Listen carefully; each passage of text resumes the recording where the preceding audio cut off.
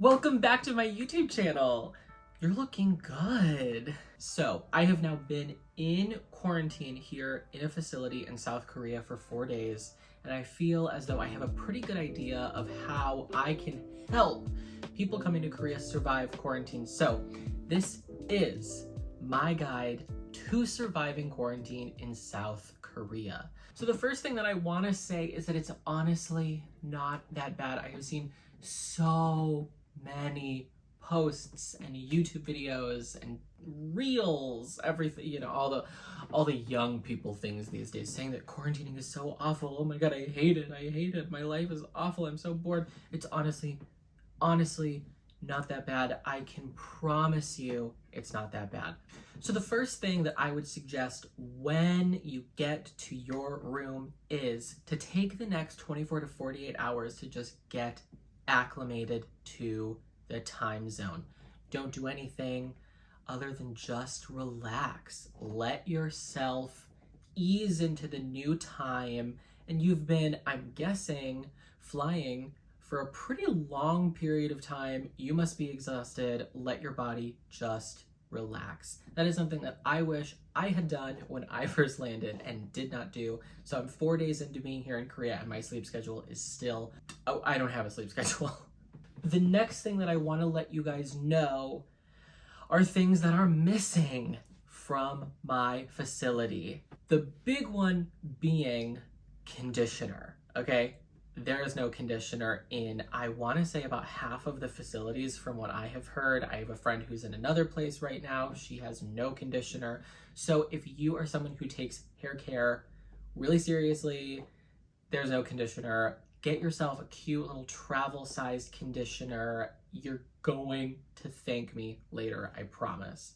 The other thing that I'm having a really hard time with is that there's no coffee, at least here in my facility. I get 2 mixed coffees in the morning, and I think that I can ask for more. I'm honestly a little nervous to ask for some.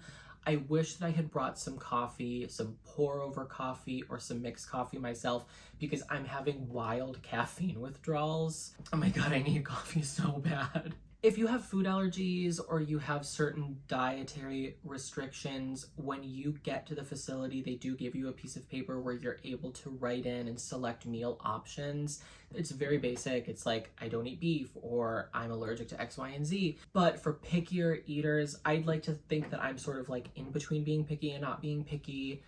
I would say that the meals here, you will find things that you're able to eat, but there's always something in every meal that I'm just not a big fan of. The flavor's not for me, or I know for sure I don't like it. Pineapple, I hate pineapple so much. I would highly recommend bringing some snacks or some junk food or some things that you can like quickly eat that you know you like, because not every meal here is gonna be up your alley. The one other thing that I will say in terms of food is that I believe most facilities are not equipped with a microwave. Most of them have a refrigerator. I also have, I'm pointing like you can see, I do have like a little water boiler. So make sure that you're not bringing things that are microwavable. The other thing that I'm going to suggest, because I'm a skincare lover, if you've watched videos on this channel before, you know I'm an esthetician. I gotta tell you guys this. You're gonna want your window open because it's going to let a lot of natural light in and make you feel like you're not trapped in a room, and you're still gonna wanna wear sunscreen. There's a lot of research to show that UVA rays are actually enhanced through most panes of glass. So make sure that you're bringing an SPF if you're gonna have your windows open. You're gonna thank me later when you're looking young and beautiful and supple and hydrated. So now I want to get into some scheduling things, some ways that you can kind of make yourself feel like you're not in quarantine. And the first thing that I'm going to recommend is to not underestimate the power of a shower. It rhymes, it's cute, I want you to take that with you. But seriously, when you shower, you're going to cleanse your body. It's going to make your skin, your hair, your face feel good. It's going to be like you're getting ready to go to work or getting ready to go on a date or see your friends. The next thing that you can do is you can put on some nice clothes. If you do makeup, if you're someone who loves skincare, take that time to get ready. There is actual research to show that people who work from home and shower and dress accordingly, like they're going to work, are more productive. So take that with you. Go into quarantine and shower and get ready like you're going to do something, like you're leaving the house, and then do what you want to do in your own room. And that leads me into my next tip, and that is to bring things to do with you. Things that are, of course, fun. I have my Nintendo Switch. I've got DS here. If you watched my little day in the life of quarantine video that I posted last, you'll know that I'm playing Kingdom Hearts on the DS right now and Animal Crossing on my Switch, and that is so fun. But something that I didn't actually talk about in that video is that I wanted to bring two things with me that are going to add to my life, enhance my own personal life and my education. So I brought 2 Korean textbooks with me, and I'm also doing a life coaching certification online. So think about signing up for some class, doing some lectures. If you're here in Korea like I am, grab a Korean textbook and start learning Korean. Touch up on your Korean. Do something that invests in you in this time. Of course, we can think about being trapped in this room. We can think, oh my God, I'm stuck in this room for 10 days. I'm going to be so bored. Oh my God, I've got nothing to do. Try to turn that around. Tell yourself that, oh my God, I have no obligations for 10 days.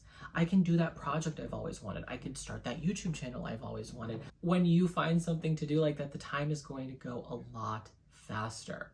And in that regard, make a schedule for yourself or make a to-do list for yourself so you can keep yourself on somewhat of a schedule. You're doing things throughout the day that are going to keep you active and not bored and awake so that you're not sleeping and messing up your sleep schedule like I've been doing. And make sure that you're writing down fun things on there to do too. I put and actually make a little to-do for myself that says play Kingdom Hearts, play Animal Crossing, because when I look at that to-do list, I don't just see work, work, work, study, study, study. I see a mix of fun things in there too, and it makes me more excited to do my to-do list, do my little check marks, and complete my to-do list. It's my own little like life hacks, you know? It's how I kind of trick myself into doing things that I think, you know, can be seen more of as a chore than as something that's fun.